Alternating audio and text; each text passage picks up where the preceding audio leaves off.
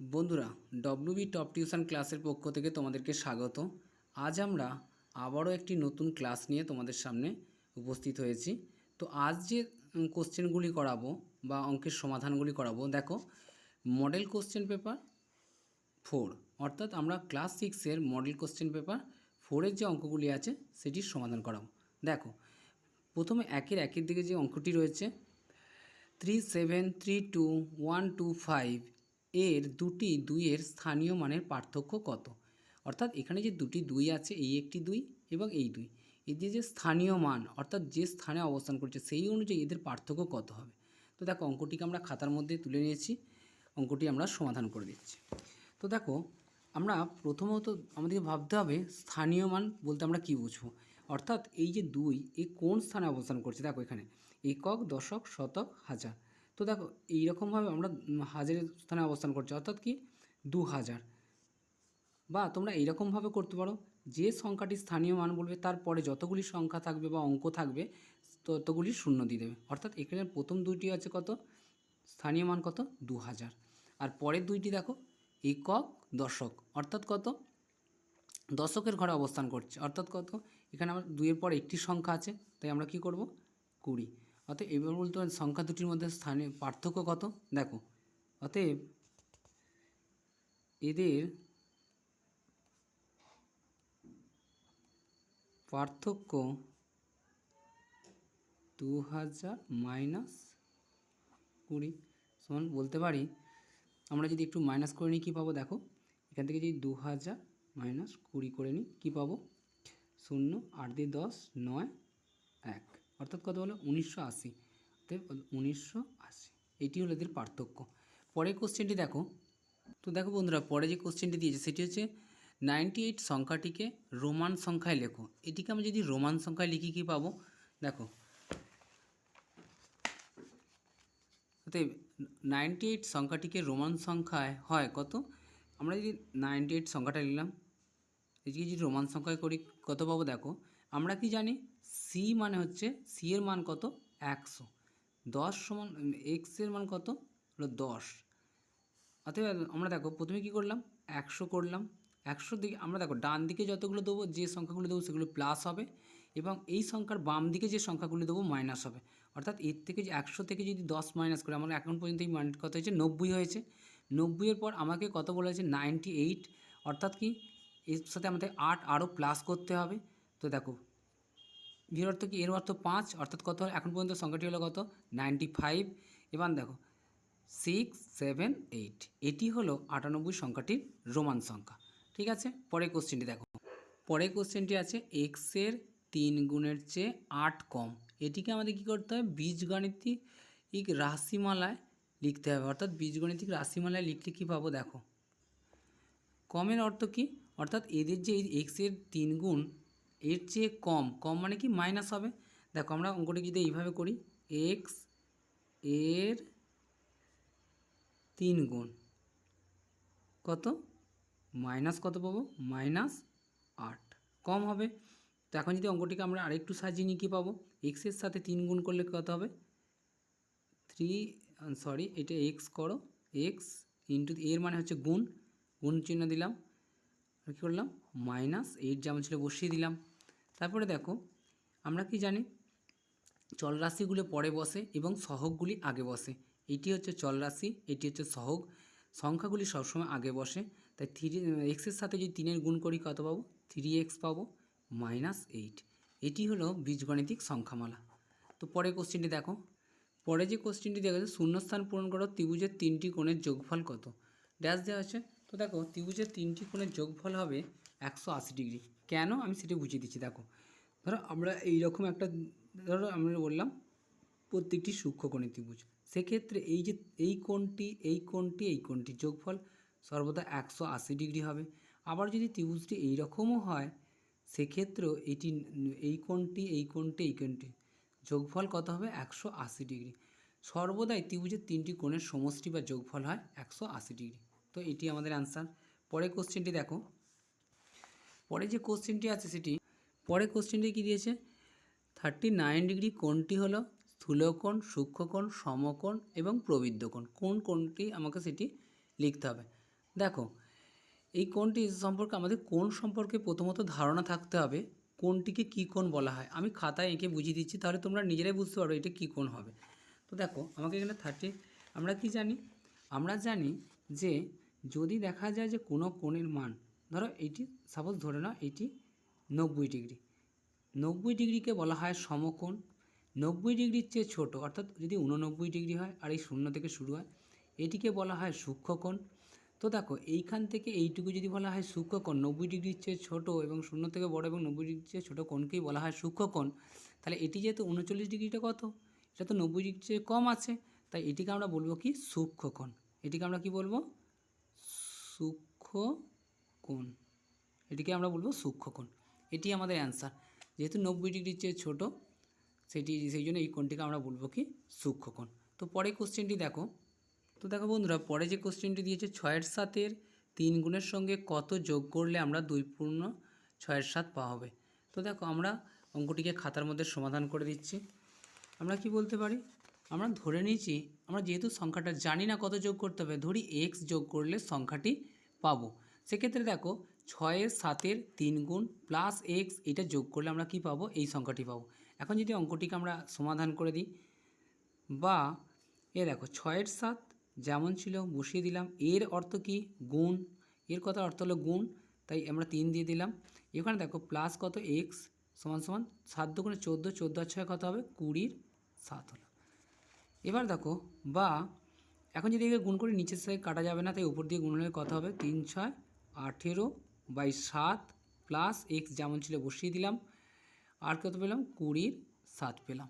ঠিক আছে, তো বা এটা দেখো এদিকে প্লাসে আছে, ইকুয়াল সাইনের ওইদিকে গিয়ে মাইনাস হবে, x যেমন ছিল বসিয়ে দিলাম 20/7 মাইনাস 18/7, বা x সমান কত পাবো, দেখো এইগুলির মধ্যে হচ্ছে 7 হবে এদের লসাগু, তো লসাগু 7 একে 7 হয়, অর্থাৎ 20 বসে যাবে, আর এখানে 7 একে 7 হবে, 18 একে 18 হবে, মাইনাস 18। ঠিক আছে, তো দেখো বা x সমান কত হবে, 20 থেকে যদি আমরা 18 মাইনাস করি, অর্থাৎ 20 মাইনাস 18 কত পাবো, 8 2 দিতে 10, এখানে 10 আর হাতে 1 2 মিলে 0, বাম দিকে 0 বসে না, তাই 2 হলো। তাই আমরা বলতে পারি 2/7, অর্থাৎ কত, x এর মান কত ধরেছিলাম, x ধরেছিলাম, অর্থাৎ সংখ্যাটা ধরেছিলাম x এর মান হয়েছে 2/7, অতএব সংখ্যাটির সাথে, অতএব আমরা কি বলতে পারি, অতএব বলতে পারি 2/7 যোগ করলে সংখ্যাটি পাবো। এটি আমাদের অ্যান্সার।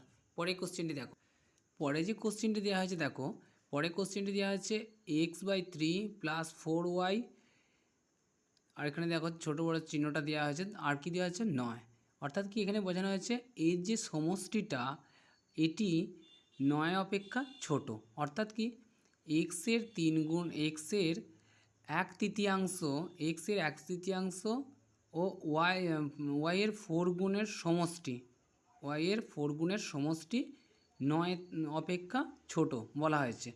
কিন্তু কেন বলা হয়েছে, এটি তো আমাদের বইয়ে তো অ্যান্সারটা করে দেওয়া হচ্ছে, এক্সের 1/3 ও ওয়াইয়ের 4 গুণের সমষ্টি অপেক্ষা 9, সমষ্টি 9 অপেক্ষা ক্ষুদ্রতর, এটি আমাদের এখানেও বলে দিয়েছে। কিন্তু কেন এটি, সেটি আমি তোমাদেরকে বুঝিয়ে দিচ্ছি। দেখো, তো দেখো এখানে কি করতে হবে, এখানে বলা হয়েছে যে এক্সের, এটি কিন্তু তোমাদের খাতায় যখন তোমরা অঙ্ক পরীক্ষা দেবে তখন শুধু এই অ্যান্সারটি এখান থেকে এইটুকু লিখলেই হবে, কিন্তু কেন হয়েছে সেটুকু বলা হচ্ছে কি এক্সের 1/3, আমরা যদি এরকম করি এক্স এর 1/3 মানে 1/3, ও প্লাস কি সমষ্টি মানে যোগ, ওয়াইয়ের কি বলা হয়েছে 4 গুণ, অর্থাৎ 4 দিয়ে গুণ, ওয়াইয়ের 4 গুণ করা আছে, এটিকে বলা যায় ছোটো কোন অপেক্ষা 9 অপেক্ষা। দেখো এটি যদি করা হয় এরকম 9-এর সাথে এক্স এর মানে হচ্ছে গুণ, এক্স ইন্টু 1/3 প্লাস 4-এর সাথে ওয়াই গুণ করলে কত হবে 4y হবে বাই 9। দেখো আমরা কি জানি, প্রথমে সরল করার সময় গুণের কাজ আগে করতে হয়, তাহলে এক্সের সাথে 1-এর গুণ হলে x/3 হবে প্লাস 4y, এই জন্য সংখ্যাটিকে এইরকমভাবে লেখা রয়েছে। আর এটি কথায় লিখতে হলে এরকমভাবে লিখতে হবে, এক্সের 1/3 ও ওয়াইয়ের 4 গুণের সমষ্টি 9 অপেক্ষা ক্ষুদ্রতম। এটি হচ্ছে আমাদের অ্যান্সার। আর কেন হলো আমি এখানে তোমাদের বুঝিয়ে দিয়েছি। এটি কিন্তু তোমাদের পরীক্ষায় যখন অঙ্ক করো তখন এটি করার প্রয়োজন নেই। ঠিক আছে, পরের কোশ্চেনটি দেখো। বলছে সরল করতে বলা হয়েছে। এখানে তৃতীয় বন্ধনী দেওয়া আছে, এটি 16 ভাগ দ্বিতীয় বন্ধনী বা সেকেন্ড ব্র্যাকেট 42 মাইনাস 38 প্লাস 2, উপরে রেখা বন্ধনী রয়েছে, এটি রেখা বন্ধনী, সেকেন্ড ব্র্যাকেট ক্লোজ করে দিয়েছে, থার্ড ব্র্যাকেট, তারপর দেওয়া আছে এখানে কোনো চিহ্ন দেওয়া নেই, অর্থাৎ মাঝখানে কোনো চিহ্ন না থাকলে গুণ হয় 12 বা 12 ভাগ ফার্স্ট ব্র্যাকেটের মধ্যে রয়েছে 24 ডিভাইডেড বাই 6 ইন্টু 2 প্লাস 4। তো এটিকে যদি আমরা সমাধান করি, প্রথমে সরল করার নিয়ম কি আছে। প্রথমে আমরা কি করব, এই অঙ্কটি করতে গিয়ে একটু সমাধান করতে গিয়ে দেখো, প্রথমে রেখা বন্ধনী, এই রেখা বন্ধনী কাজ করতে হয়। তো বন্ধনীর ভিতরে রেখা বন্ধনী থাকলে রেখা বন্ধনীর কাজ আগে করতে হয়। 6 ডিভাইডেড বাই সেকেন্ড ব্র্যাকেট দিয়ে দিলাম 42 মাইনাস 38-এর সাথে 2 যোগ করলে কত হবে 40, সেকেন্ড ব্র্যাকেট ক্লোজ করে দিলাম, থার্ড ব্র্যাকেট 12 যেমন ছিল বসিয়ে দিলাম, ভাগ 24কে 6 দিয়ে ভাগ করলে কত 4 6 24, অর্থাৎ 4 বসলো, গুণ 2 প্লাস 4 যেমন ছিল বসিয়ে দিলাম। তো দেখো আর একটু সমাধান করলে কি পাবো, দ্বিতীয় বন্ধনীর কাজ প্রথম বন্ধনীর কাজ হয়ে গেছে ফার্স্ট লাইনে, তো দ্বিতীয় বন্ধনীর কাজ তৃতীয় বন্ধনীর থার্ড ব্র্যাকেট যেমন ছিল বসে 16 ভাগ, দেখো এই দুটির কাজ করে যখন আমরা সমাধানটা করে নেব তখন এই সেকেন্ড ব্র্যাকেট উঠে যাবে। তো 42 থেকে যদি আমরা 40 বাদ দিই কত পাবো 2 পাবো, এই সেকেন্ড ব্র্যাকেট উঠে গেল, থার্ড ব্র্যাকেট দিলাম 12 ভাগ কত পেলাম 4 ইন্টু 2 প্লাস 4। দেখো আমরা এই প্রথমে কী করতে হয়, আমাদের বন্ধনীর ভিতরে যে সংখ্যাগুলি থাকে তাদের কাজ করে নিতে হয়, তারপর বন্ধনীর বাইরে কাজ করব। ওই জন্য আমরা এইগুলোর সমাধান করছি না, আগে বন্ধনীর মধ্যে কাজ করছি। 16কে যদি 2 দিয়ে ভাগ করি কত পাবো 2 8-এ 16 হয়, তাই আমরা 8 দিলাম। এর মাঝে কিছু নেই মানে এর হয়, এর 12 ভাগ 4 ইন্টু 2 প্লাস 4। এবার দেখো প্রথমে কী করতে হয়, সরলের একটি নিয়ম আছে, ভাগ গুণ যোগ বিয়োগ, এর আগে যদি এর থাকে, এর কাজ হয়, এর মানে হচ্ছে গুণ, বা 8 দিয়ে যদি 12কে গুণ করি 8 12 হয় 96, অর্থাৎ 96 হয়, ভাগ 4 যেমন ছিল বসিয়ে দিলাম, ইন্টু 2 প্লাস 4। দেখো এখানে কত হলো, এবার আমরা কি করি, প্রথমে ভাগের কাজ, 96কে যদি 4 দিয়ে ভাগ করি, 4 দিয়ে 96 24 হয়, আমি তবু দেখিয়ে দিচ্ছি 96, 4 2 8 হবে, 1 নামলে 4 4 16 হলো, তাহলে দেখো আমরা 24 পেলাম, এখানে আমরা 24 বসিয়ে দিলাম, এখানে এই গুণ যেমন ছিল বসিয়ে দিলাম, দেখো 2 প্লাস 4, 24কে যদি 2 দিয়ে গুণ করি কত হবে 48 প্লাস 4 সমান কত হবে 52। তো এটি আমাদের অ্যান্সার। দেখো অ্যান্সারটি এটি দেওয়া আছে 52, এখানে আমরা অ্যান্সার পেয়ে যাবো কত 52। 3-এর 1-এর কোশ্চেনের অ্যান্সারটি হচ্ছে 52। পরবর্তী কোশ্চেনটি দেখো। তো পরের কোশ্চেনটি কী দেওয়া আছে দেখো, সবচেয়ে ছোট সংখ্যা লেখো যা 18 24 42 দিয়ে বিভাজ্য। 18 24 ও 42 দিয়ে বিভাজ্য সবচেয়ে ছোট সংখ্যাটি এখানে লিখতে বলা হয়েছে। তো আমরা কি লিখব, দেখো খাতার মধ্যে অঙ্কটি করে দিচ্ছি। 18 24 ও 42 দ্বারা বিভাজ্য ছোট সংখ্যাটি হলো কি, এদের লসাগু। এদের লসাগু বলতে কি, এই 18 24 ও 42-এর লসাগু। 18 24 ও 42-এর যদি আমরা লসাগু করি কি পাবো, 42-এর লসাগু করলে কী পাবো, দেখো 2 দিয়ে কাটলে 2 9 18 হয়, 2 12 24 হয়, 2 21-এ 42 হয়। দেখো এই সংখ্যাগুলির মধ্যে 2 দিয়ে যাবে এখনও, 2 দিয়ে শুধুমাত্র 12কে যাবে, এগুলোকে যাবে না, তাই আমরা 3 দিয়ে করবো। 3 3-এ 9 হলো, 3 4-এ 12, 3 7-এ 21। আর দেখো কোনো সংখ্যা দিয়ে ভাঙা যাবে না, অতএব আমরা বলতে পারি লসাগু সমান সমান কত পেলাম 2 গুণ 3 গুণ 3 গুণ 4 গুণ 7 সমান সমান কত, দেখো আমরা যদি গুণ করি 4 7-এ 28 হয়, 28, এই 28কে যদি 2 দিয়ে গুণ করি কত 56 হয়, 56কে 3 3-এ 9 গুণ করলে কত হবে 56 ইন্টু 9, 6 9 54, 4 হাতে 5, 5 9 45, আর 5-এ কত হয় 50, অর্থাৎ কত 504। অর্থাৎ আমরা বলতে পারি 18 24 ও 42 দ্বারা বিভাজ্য ছোট সংখ্যাটি হলো 504। দেখো এটি আমাদের অ্যান্সার আছে। তো দেখো এখানে দেওয়া রয়েছে 504, 2 অঙ্কটি। পরের কোশ্চেনটি দেখো, দেখো পরে যে কোশ্চেনটা দিয়েছে, একটি কম্পিউটার আর কোম্পানি 40 জন ইঞ্জিনিয়ার নিয়ে 30 দিনে 180টি ল্যাপটপ তৈরি করতে পারে। 200 দিনে মধ্যে 2700টি ল্যাপটপ তৈরি করতে কতজন ইঞ্জিনিয়ার লাগবে? দেখো প্রশ্ন করা হয়েছে আমাদের এই ইঞ্জিনিয়ারটিকে, তার ইঞ্জিনিয়ার কতজন লাগবে, সেই জন্য এইটিকে আমরা ডান দিকে রাখবো, রেখে আমরা সমাধান করার চেষ্টা করব। তো দেখো প্রথমে 30 দিনে করবে 180টি ল্যাপটপ করে কতজন? 40 জন। দেখো খাতার মধ্যে অঙ্কটি করে দিচ্ছে, আরও তোমাদের বুঝতে সুবিধা হবে। তো কী হচ্ছে, আমরা প্রথমে তুলে নিয়েছি কি দেখো, সমস্যাটি হলো দিন সংখ্যা, ল্যাপটপ সংখ্যা ও ইঞ্জিনিয়ারের সংখ্যা। 30 দিনে 180টি ল্যাপটপ করে 40 জন ইঞ্জিনিয়ার, 200 দিনে 2700টি ল্যাপটপ করবে কতজন ইঞ্জিনিয়ার। যে অঙ্কটিকে আমরা খাতায় আস্তে আস্তে সমাধান করি, কি দেখতে পাবো দেখো, আমরা খাতায় একটু লিখে সমাধান করে দিচ্ছি। দেখো তো 30 দিনে মোট ল্যাপটপ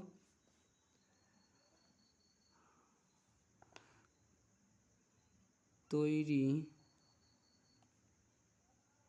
করে 180টি, ও আচ্ছা এটাকে কেটে দাও, মোট 180টি ল্যাপটপ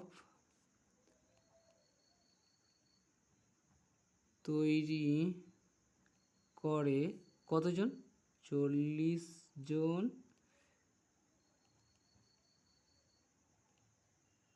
ইঞ্জিনিয়ার।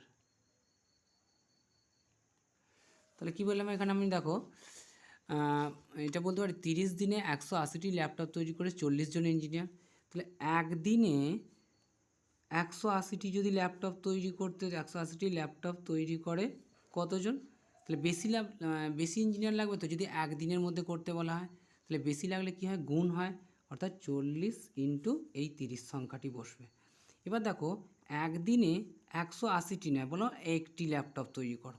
দেখো 180টি করতে যে পরিমাণ ইঞ্জিনিয়ার লাগে, একটা তৈরি করতে নিশ্চয়ই কম লাগবে, তাই এর ক্ষেত্রে ভাগ হয়, কম হলে কী হয়, ভাগ হয় 40 ইন্টু 30 বাই কত, এই 180 সংখ্যাটি, 180 সংখ্যাটি বসিয়ে দেবো।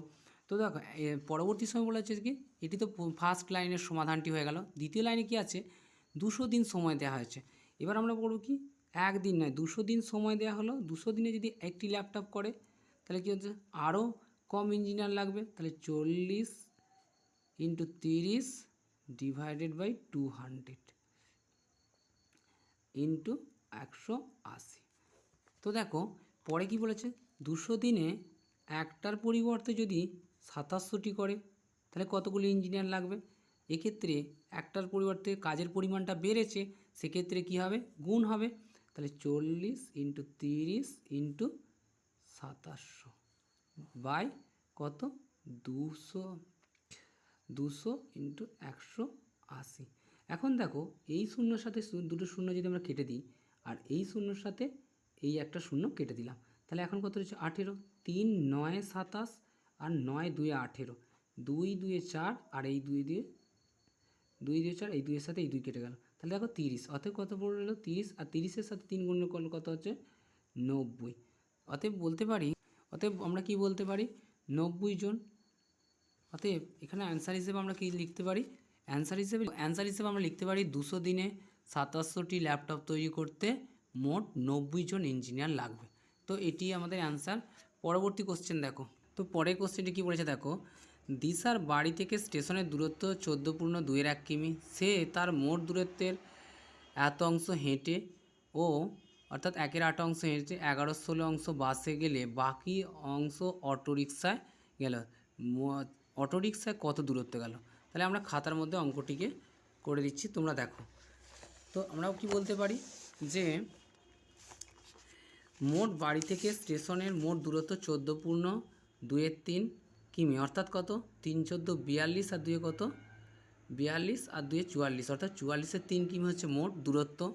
আচ্ছা হেঁটে গেছে কত, হেঁটে গেছে মোট পথে হেঁটে গেছে কত অংশ, মোট পথের মধ্যে হেঁটে গেছে, দেখো হেঁটে গেছে 1/8 অংশ। আচ্ছা হেঁটে আর হচ্ছে বাসে মিলে, হেঁটে অতএব হেঁটে ও বাসে মিলে মোট পথ কত গেছে, মোট পথ যায় কত অংশ, 1/8 অংশ আর 11/16 অংশ, 1/8 প্লাস 11/16 অংশ। অতএব দেখো এটিকে যদি আমরা একটু সমাধান করে নিই, 8 আর 16 লসও কত হয়, দেখো আমরা পাশে করে দিচ্ছি, এটি 16ই হবে, তবুও আমি করে দিচ্ছি তোমাদেরকে। 2 4 8, 2 8 16, 2 2 4, 2 4 8, আর 2 1 2 2 2। এর লসাগু কত হবে, দেখো লসাগু সমান সমান কত পাবো, 2 × 2 × 2, দেখো মোট কটা 4টে 2 পেয়েছি, 2, 2 দুগুণে 4, 4 দুগুণে 8, 8 দুগুণে কত হবে 16। অতএব আমরা বলতে পারি 16। এবার 8-এর সাথে কত গুণ করলে 16, 2, 2 দিয়ে যদি 1কে গুণ করি কত পাবো, 2 1, আচ্ছা 1 গুণিতক 2 করে দিলাম, তাহলে বুঝতে সুবিধা হবে, প্লাস উপরে 11 ছিল বসিয়ে দিলাম, 16 নামতে 1 দিয়ে গিয়ে 16 হয়, এত অংশ। অতএব 2 1 কত হবে 2, প্লাস 11 1 কত হবে 11, আর নিচে 16 ছিল 16 বসিয়ে দিলাম। তো দেখো এটিকে যদি আমরা আরেকটু সমাধান করি, 11 2 কত হবে মোট 13 16 অংশ। এই পথটি উনি কী করছে, মোট বাসে হেঁটে ও বাসে মিলে মোট এত অংশ পথ গেছে। আমাদের মোট পথ তাহলে কত অংশ, মোট পথ হচ্ছে, মোট পথ, আচ্ছা এখানে ধরি করে নাও, ধরি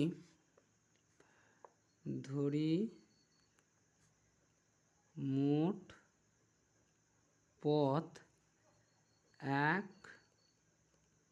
অংশ, মোট পথ 1 অংশ, তাহলে অবশিষ্ট আছে কত অংশ, মোট পথের অবশিষ্ট আছে, এই 1 অংশ থেকে বাদ দেবো, 1 অংশ মাইনাস বাসে আর হেঁটে গেছে কত, এই যে বাসে হেঁটে আর বাসে মিলে মোট গেছে কত 13 16, 13/16 অংশ। এখন যদি এটিকে আমরা মাইনাস করি কী পাবো, দেখো 16 1 কত হবে 16 মাইনাস 13/16 অংশ সমান 16 থেকে যদি 13 বাদ দিই কত হবে 3/16 অংশ। এই পথটি, এই অবশিষ্ট পথটি তিনি অটোরিকশায় গিয়েছিলেন। অতএব এখন লিখতে পারি 3 কিমির মধ্যে অটো রিক্সায় যায় কত, অটো রিক্সায় যায় 44-এর 3 × 3-এর 16, এই 3-এর সাথে 3 কেটে যাবে, 4 4-এর 16, 4 11 44, এটি কেটে দিলাম, দিয়ে কী পাবো দেখো 11 4, এটিকে যদি আমরা ভাগ করে নিই, এই 11 4 দুগুণে কত হবে 8 হলো, বিয়োগ করে কত 3 পাবো, আর দেখো এই নিচের অংশটি উপরে যাবে 3, অর্থাৎ 4-এর 3 কিমি। অতএব আমরা বলতে পারি যে দিশা, অতএব দিশা মোট অটোরিক্সা মোট, আচ্ছা দিশা অটো রিক্সায় গেছে 2.43 কিমি। এটি আমাদের অ্যান্সার। তো আজ এই পর্যন্তই, পরবর্তী সেটগুলো নিয়ে আমরা আবার পরের ক্লাসে তোমাদেরকে সমাধান করে দেবো।